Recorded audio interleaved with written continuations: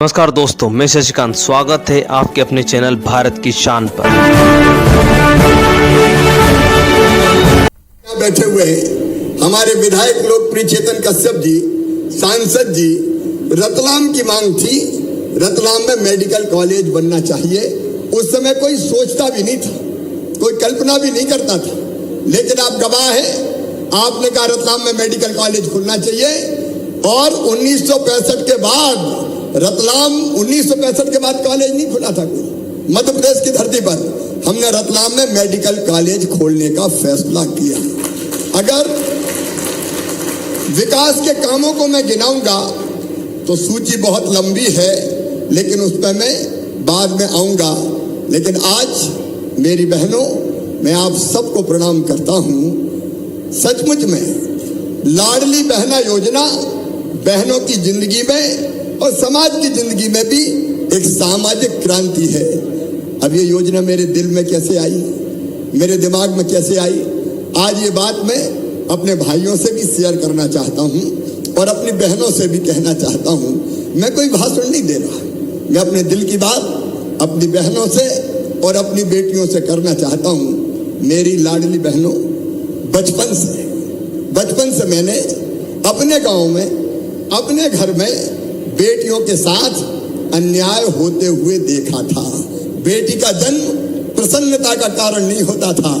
बेटा अगर पैदा हो जाए तो घर में मिठाइयां बांटी जाती थी, खुशियां मनाई जाती थी, बधाई गाई जाती थी। और बेटी अगर पैदा हो गई तो माँ का चेहरा ही उतर जाता था, माँ का चेहरा उतर जाता था। जैसे माँ को भी बेटी के आने की खुशी नहीं हुई।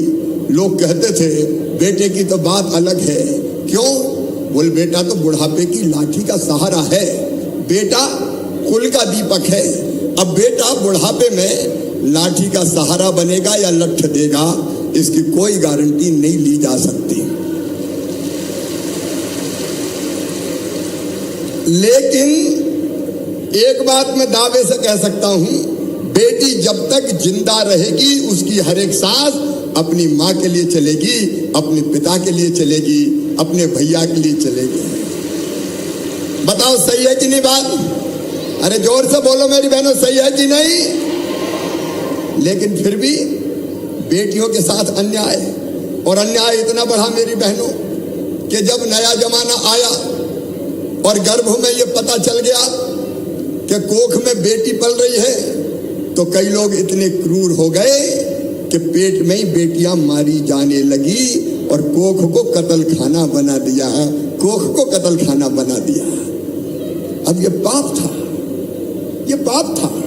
पता करो कि बेटी आ रही है तो दुनिया में आने मत दो, दुनिया में आने के पहले ही मार दो। आखिर क्या कसूर है बेटी का? मेरी बहनों, क्या बेटी के बिना दुनिया चल सकती है? क्या संसार का चक्र चल सकता है? अगर बेटियां नहीं रही तो ये जमाना आगे बढ़ेगा क्या? अरे बेटी नहीं बचाओगे तो बहू कहां से लाओगे, कहां से लाओगे? ये धरती नहीं चल सकती। लेकिन इसके बाद भी अन्याय हुआ बेटियों के साथ, और उसका परिणाम क्या हुआ? 1000 बेटों पे बेटियां 900 पैदा होने लगी। 1000 बेटों पे 900 बेटियां।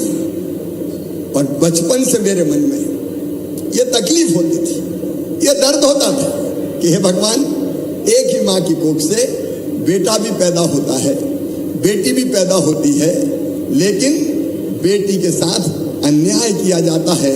ये अन्याय मेरे भगवान कब खत्म होगा? मैं सोचता रहता। और जब मैं थोड़ा बड़ा हुआ तो मैं थोड़ा बोलता अच्छा था। एक जगह सामूहिक शादी हो रही थी एक समाज की, तो वहां मुझे बोलने का मौका मिल गया। तो मैंने उस सभा में कहा कि देखो भाइयों बहनों, बेटी को भी जन्म लेने दो, बेटी को भी आने दो। बेटी है तो कल एक बूढ़ी अम्मा खड़ी हो गई, बोले बड़ी बड़ी बात कर रहा है, बेटी को आने दो, बेटी को आने दो। बेटी आ गई और बड़ी हो गई तो शादी में दहेज क्या तू दिलवाएगा? बात करने आ गया, बेटी को आने दो। अब मेरे मन में और पीड़ा, और तब से मैं सोचता था कि बेटियों का भला कब होगा। और एक बात और मेरी बहनों, भाई बुरा नहीं मानेंगे, मैं सच्चाई बता रहा हूं। गांव में अगर पति पत्नी के बीच लड़ाई हुई तो पतिदेव ने उठाया